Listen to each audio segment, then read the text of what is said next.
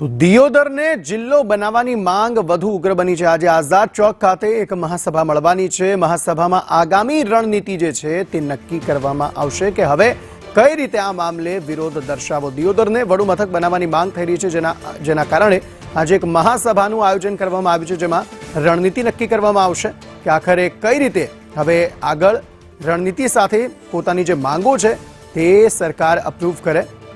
एक तो ओगढ़ नाम जिल्लाનું बने तेवी एक मांग है, बीजी तरफ वडू मथक ज तेने बनाववानी मांग जे छे ते अत्यारे करवामां आवी रही छे।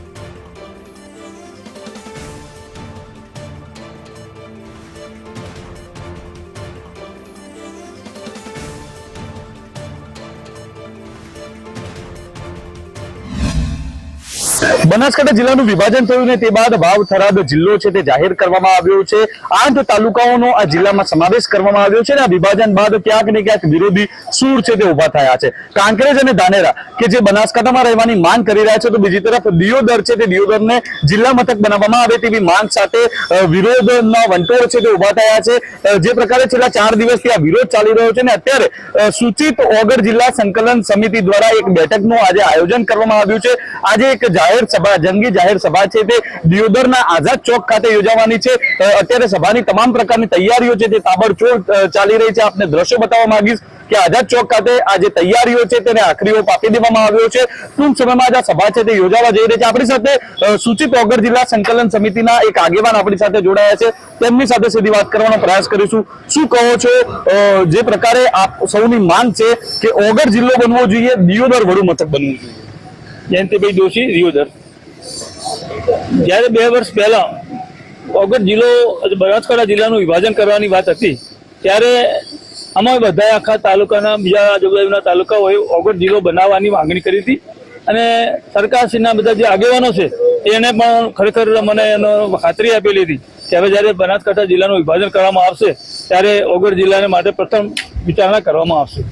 બનાસકાંઠા જિલ્લામાં ઓગઢ જિલ્લો કેમ બનાવવો જોઈએ? તો ઓગઢ જિલ્લો ભૌગોલિક રીતે તમે જુઓ તો દિયોદરની બાજુમાં આવેલું ઓગઢ છે, આસ્થાનું સ્થાન છે, અને એની બાજુની અંદર બાબર જુઓ, તમે લાખણી જુઓ, બિલડી, ખીમાણા, દિસારા, કોંકરેજ, આ બધા તાલુકાઓ બધા સેન્ટરમાં દિયોદર આવેલું છે।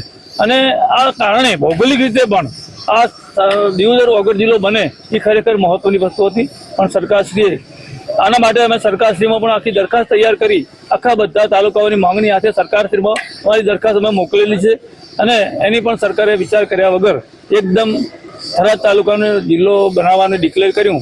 ખરેખર અમારા માટે દુઃખની વાત છે। અને ભાગરૂપે જ્યારે 2 દિવસે ડિક્લેર કર્યું ત્યારે પણ અમે આખું દિયોદર, મારું વેપારી મથક દિયોદર બંધર્યું હતું અને પ્રાંત સાહેબને એનું આમંત્રણ આપ્યું છે। એના ભાગરૂપે આજે અમે એક જનરલ મિટિંગ દિયોદર ખાતે બોલાવી રહ્યા છે અને આગળ શું કાર્યવાહી કરી એની રણનીતિ આજ નક્કી કરવામાં આવશે। શું કહો છો, જે પ્રકારે વાવ થરાદ જિલ્લો કેબિનેટની બેઠકમાં જાહેર કરી દેવાયો છે, નોટિફિકેશન હજી નતું આવ્યું, તો લાગે છે કે આપની માંગ સરકાર સ્વીકારશે? અમારી માંગ સરકારે ખરેખર, આ સરકાર એટલે પ્રજા, પ્રજાનો મત, પ્રજાનું હિત એ સરકારે ખરેખર વિચારવું જોઈએ। અને જો વિચારશે, પ્રજાની શું વાત છે, શું માંગ છે, એ જો સરકાર વિચારશે તો ખરેખર એમાં ફેરવિચારણા કરવી પડશે।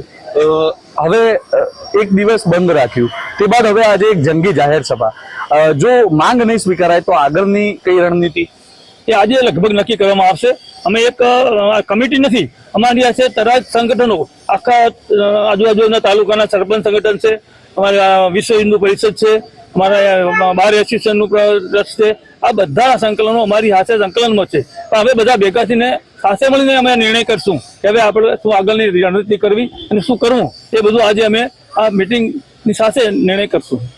તો જે પ્રકારે બનાસકાંઠા જિલ્લાનું વિભાજન થયું ને તે બાદ વાવ થરાદ નવો જિલ્લો બનાવવામાં આવ્યો છે, તેને જ લઈને ક્યાંક ને ક્યાંક વિરોધના વંટોળ છે તે ઉભા થયેલા જોવા મળી રહ્યા છે। આજે દિયોદરના આઝાદ ચોક ખાતે એક જંગી જાહેર સભા મળવા જઈ રહી છે। આ સભામાં હજારો લોકો ઉમટે તેવી શક્યતાઓ સેવાઈ રહી છે।